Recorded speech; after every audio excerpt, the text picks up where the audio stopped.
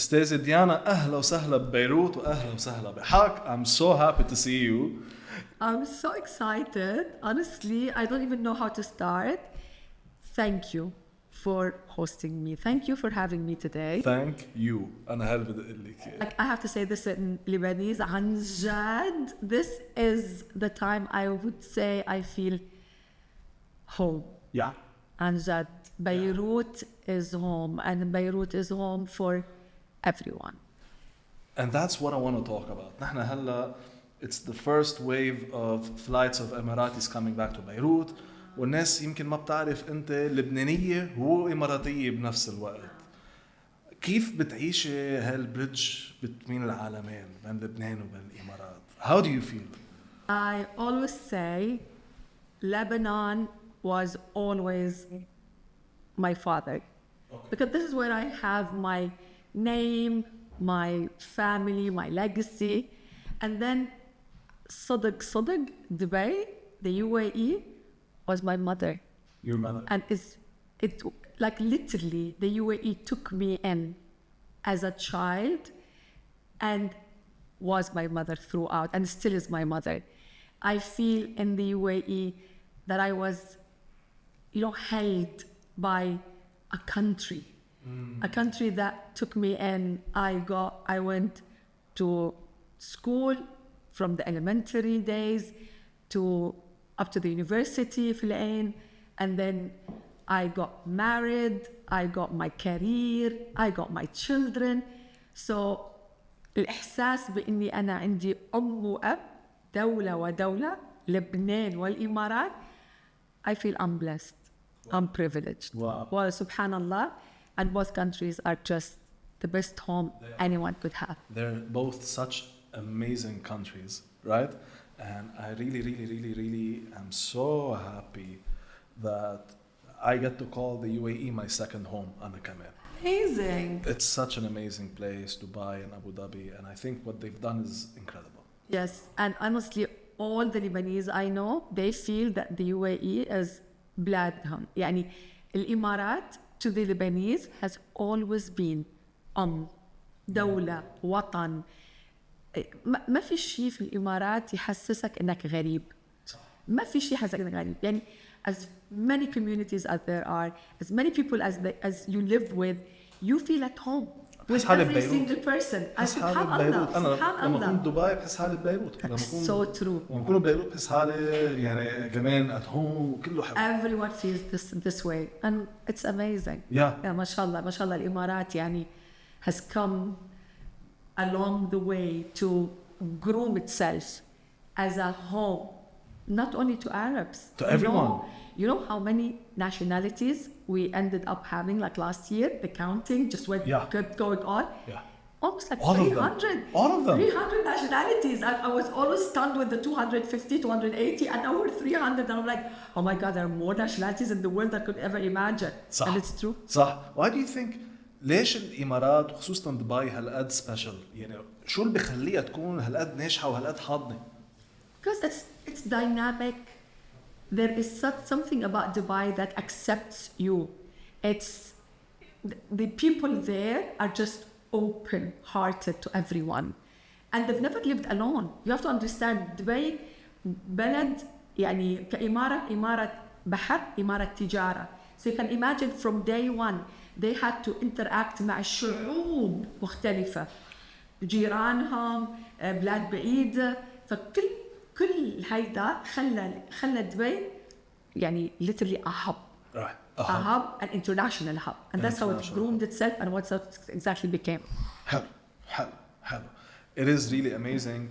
الاشياء اللي عم بتصير بدبي من ناحية تطور, من ناحية progress, and you guys have like حتى بمجال القانون, you guys are so far ahead of anyone else. You should have seen today الحلقة السادسة من It's a psychological talk that I'm doing with a friend of mine. Okay. يعني أنا وناديا, دكتورة ناديا, we've been friends literally since مدرسة الابتدائية. Okay. I went all the way to the University of جامعة الإمارات, جامعة العين, تخرجنا. She went to the US to continue her studies, and I remained in the UAE where I got my master's in England, and then I came back. And now we got together to speak law and psychology. Wow.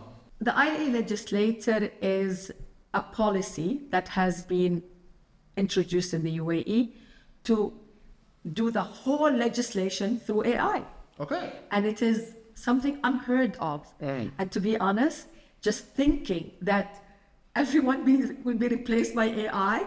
يعني أنا ونادية بنهاية الحلقة I just asked her, I said, do you think we're going to just continue to be as lawyers and even psychologists? And she said, I hope so. It's like that was the only thing we could say. بس الواقع إن منظومة تشريعية ذكية is something that no one has had ever. You know, it's like there are certain apps that have been introduced, the sandbox, the RIA, which is like, you know, whether a law should be introduced, what is the impact of a regulation. So it's like these are already there, but they have been so scattered, so doing things alone, but now it's going to be set all together in one mechanism, in one, like, I don't know, multiple apps with agentic, like, you know, everybody will be an AI. Right. المشرع, AI, المحرر, AI, المراقب, AI. It's going to be, how can they do it? I don't know, but I'm actually really looking forward to it. You are? Yes. مع انه انا بحس انه in the age of AI you're the only person that doesn't get replaced. انت كديانا لانه اليوم like الذكاء الاصطناعي I know you have a wide practice بتتعاطي قانون بكذا مجال بس انت مشهوره اكثر شيء بالفاميلي لو right the personal status law do you think بالpersonal status بالdivorce بالkids بالchildren do you think هيدا حيفوت الذكاء الاصطناعي عليه really? That was my question to Nadia. And like, how does that psychology, that personal thing, and she said AI is more capable than humans in collecting the data, in reflecting the realities, because it's going to be actually examining the outcome of a law in a much better functioning way with data being processed the right way. Big data. It's the data that's going to be employed and the way to set it and put it in place. So she doesn't undermine it in any way or think it's going to be like scary or how come. But she just said a word that really resonated with me is that the human element is still necessary. مزبوط. And I really don't know where the human element will come in the AI, but I can't wait. ما بعرف, maybe it's going to be, because look, I mean, I feel like everyone's going to have the same AI. You know? That's going to be scary. I don't want to have the same AI like a doctor, or a doctor like, you know, an engineer. That would be like really weird AI doing all the work. لا أكيد مش هيك لا بس we're gonna have like specific AIs for specific industries right everyone's gonna have the same subscription هيك حس so توصل على محل where إنه يعني مثلا let's say you and I are both lawyers مثلا we're up against each other in a case Yeah. but we're both using the same subscription right so بحس نرجع على ال human competition كمان there's an element of that that's maybe not gonna go away. I really don't know when we say that there is something about the law that uniquely distinguishes people, practitioners. Right. And you cannot ever in any way ignore that. So the fact that there's a judge and there's a judge, but there's a judge who does it in a different way. So practices, there's, you know, and there's a lawyer and a lawyer, and there's a lawyer that practices. I think it's all, and just I really want people to understand what I'm saying. I think it's the empathy. That's what is actually the difference between us and the AI. Right. And that is also the difference between me and someone else, 100%. and you and another person. 100%. It's the empathy that the legal practitioners and even the judges need. It's that human thing in us that feels the other.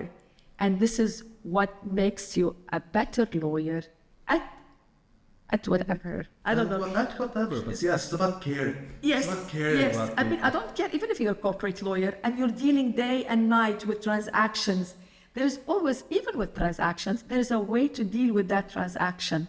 If you do it with empathy, your outcome will be better. And that's what I believe. I would argue even with transactions, you have even more people that Involved are affected. and infected. That's If very you're true. talking about a company that's worth a couple $100 million, Exactly. tens of thousands of employees, tens of thousands of families. True. You know, in mergers and acquisitions, I've noticed that the lawyers, the biggest challenge was for them was the people. And those who were unempathetic, they couldn't be bothered. And these mergers and acquisition were the worst. Right. Those were the deals that never made it. And it was amazing because when I worked with the biggest international law firms, they noticed that. They do. And they said there was something about the transaction didn't go well because you never thought of the people there. Exactly. It's amazing. Exactly. I, Because when you reduce people to numbers, it doesn't end well. It doesn't. It doesn't end well. I agree. I think here's the thing. I think we're coming into a new age of civilization, right?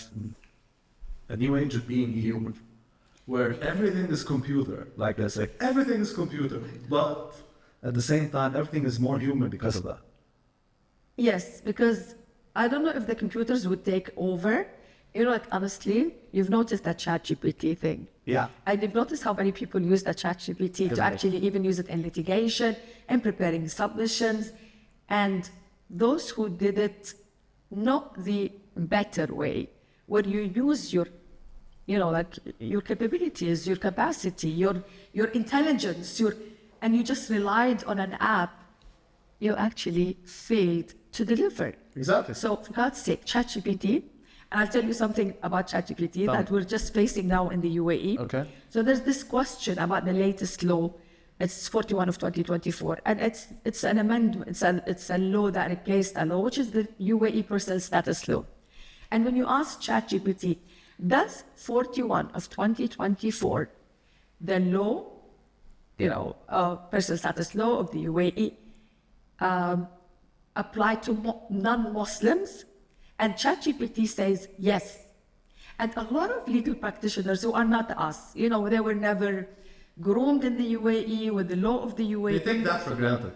Thank you. They And that's take it, what you know, they at are. first phase. They're advising their clients that even regardless that there is a non-Muslim's law, for instance, this law should apply to you.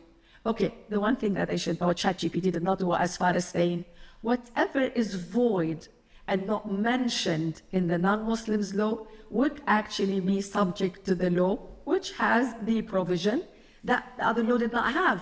Because, you know, it's the law of the land and the other law, you know, the story that we all know as lawyers. Of course. And I was mesmerized by the fact that there are lawyers who give the wrong advice based on a ChatGPT. Are you serious?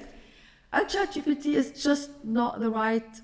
They're not even allowed to use it. You know, ChatGPT, any lawyer using AI has 4 obligations. They have to use an AI that's competent. They have to disclose that they're using an AI for this specific work. They have to keep it confidential, right? And they also have to review. Oh, let me add something to that. Those lawyers who wanted to convince their clients that it was the right thing and the right answer, they quoted and used and told them that ChatGPT said that. Because people take ChatGPT for, you know, for sake of like being the most truthful thing on the face of earth.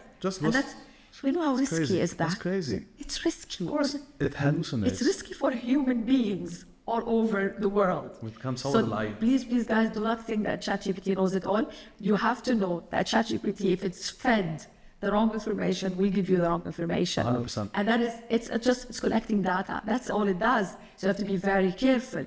And this is one of the examples, and I actually mentioned it in the commentary, that I'm writing about the law for the personal status law of the UAE, the latest one, for access. I said that. I said, the ChatGPT is getting it wrong. Please do not go to ChatGPT and ask about laws. It's not the right thing to do. It was weird, even for me. And at my age, my time, do you think that people would actually rely on ChatGPT? I mean, actually, that's something brilliant that you just said. 10 years ago, would anyone have imagined this? No. I mean, even Google, was that 15 years ago we started using Google? For real, 15 years. Yeah. And we never actually relied on it. We always doubted the thing that we got. But now ChatGPT, everybody thinks that it's just telling you, Munzal. Oh my God, that's a very scary word. But we're not supposed to think that way at all. I think in a lot of ways we've become to rely on ourselves less, doubt ourselves more, and trust something else. Trust the artificial intelligence. And it's called artificial intelligence for a reason. It's not real. It's not intelligence. It's actually fed to become, made to become. So I'll tell you something else. And it's kind of like happening also lately. We're talking a lot about how to improve the legal practice, how to be better lawyers, you know, with the training, I know one thing and one fact, the best you can become as a lawyer is networking. Yeah. Do not ever think that by having 100 apps, 100, I don't know, whatever they are, you know, it's people that you meet. It's people who work for you. It's the network. It's all about people. It's all about people. Thank you. It's all about people. So that's it. That's like the one thing we should focus on to get leadership, right? It's the advice you give to young lawyers, it's the advice you give to people who come to you for advice. And that doesn't need AI. That needs emotional intelligence. It needs AI. Oh, I swear. it does. I swear. It does. You cannot be the lawyer in a legal practice. No, you can't. Dealing with your clients, dealing with your colleagues, dealing with your employees, dealing with your judges at court, dealing with the whole mechanism of Dealing with anyone. I know. It's AI. It's not AI. I quote that. I delivered the message. Trademark. Everybody, We're going to trademark that. I don't want people to kill me for that. But you know, the AI people are so focused on it. And I believe the UAE is doing the best thing to employ the AI for a purpose of putting the data in place the proper way, in getting the feedback, in doing the necessary studies, you know. I mean, we had a problem with ihsa, you know, like the statistics. People wouldn't actually open up directly to talk about, you know, how their experiences were. With AI and not being with another human, it may be easier to get the statistics right, but not to get the emotional, the feeling. Which is the core of it, right? And In a especially being in law, there is no right and wrong. Thank you for saying that. There is no right and wrong answer. I mean, for example, if you're in maths or if you're an engineer, 1 + 1 always equals 2. But that's not the case in the legal field, is it? Not in a lot of other fields. I wanted to tell you something else that I've noticed lately, and it's scary. People actually go and get their information of social media. Oh, they do? And I've actually experienced this myself. Okay. So I've been on a couple of podcasts before. And what people are doing, TikTokers, they actually take a bit of the words, like 3-4 words, and they take it out and they do something with it. And it becomes a TikTok and it trends, like, you know. It does. And everybody thinks that those were the only words said. And there's no context. Right. يعني أكبر مشكلة ممكن تفكر فيها إن الناس تشوف شيء وتصدق إن هذا هو الشيء. مع إنه كان في قبل وبعد. في context. And nobody saw it لأن تيك توكرز ياخذون المقطع اللي يبونه ويركبونه على شيء. صح. And people think that this is the story. This is what was said, and it's not even true. And that is another problem that we're dealing with social media. And that is so similar to like fake news. Fake news. You know how much fake news now we're getting? Well, it's because of AI deepfakes. It's so easy to create like. It's scary. I mean, have you seen Trump? He posts AI deepfakes of himself as the Pope. He posts Did AI he deepfakes. actually post that himself? Himself. I thought someone else posted it. It was his account. It could have been an intern, but he liked it. I liked it, and then he reposted it, and he reposted. See, And also himself President as Trump Bon is Jovi. known to be like, you know, the one with the trend. So that's it's okay. We'll let it be. Okay. Yeah, but I mean, he's using it in a humorous way, No, of course. right? But you could use it for non-humorous ways as well. And the very, very, very, very famous example that happened 1 or 2 years ago. Some scammers basically stole a bank in Hong Kong, right? They made a call, okay, to one of the analysts at the bank. God. And they authorized a transaction, I think it was worth $16 million, because they were using AI deepfakes to pretend they were the CFO and the C-suite executives of the bank. Whatever the bank, yeah. So, I mean, obviously you're going to do that. If you're an employee at the bank and your CFO tells you, it sounds like him, looks like him, talks like him, it's him, gets on a video call with you, talks to you, says, hey, wire $16 million. You're going to wire $16 million. But it wasn't him, it was fake. I saw. No, sometimes, I mean, even with me now, when I open my phone and I go on Instagram and I go on Facebook, I go on, Twitter, like X now, I don't believe anything. I've become so conscious of the fact that this is not the news. And maybe an hour later, I realized it was the news. Come on, Diana. Let me see. The news is crazy these days, right? Posted it. You will see CNN. And then I will believe it. It takes me almost an hour to ensure myself that I'm actually believing the story. 100%. The real story. 100%. Which may not even be true after all. But again. At least it got somewhat verified. What do you call this age? This what? The age that we're living in. Like there's nothing real. There's nothing, like the truth is not there. What would you call it? I don't know, maybe we should call it the age of the Matrix. I don't know. Age of the Matrix. Yeah, I think we are going to go back one day to the age of innocence. You know that movie? Speaking of innocence, how do you protect innocence in this age? How do you protect, young girls, young boys from all the abuse that comes with AI? How do you do that? A friend of mine, أنا وهي تونا يعني جايين من دبي مع بعضنا هنا لبنان. She's been my friend since university days. اليوم الصبح عم شرب فنجان قهوة and that was our subject. How do you raise your children? Right. And the one thing that we said both, تربية. إذا ربيتي ابنك ربيتي بنتك تربية صالحة, nothing around them will ever tempt them to do the wrong thing. And then we were actually arguing, شو التربية الصالحة؟ تربية شو؟ مبادئ، أخلاق، دين، مجتمع. And nothing really makes sense. ابنك هلا, Antoine is very young, by the way, he doesn't have children. But anyway, with my kids, they're living with their phones. Like to get my kid off his phone for 5 minutes, it's like, yes, injaz. I managed to get my son today to speak to me, leave his phone for 5 minutes, like, Mom, I'm eating, this one is there. Mom, I'm working, this one is there.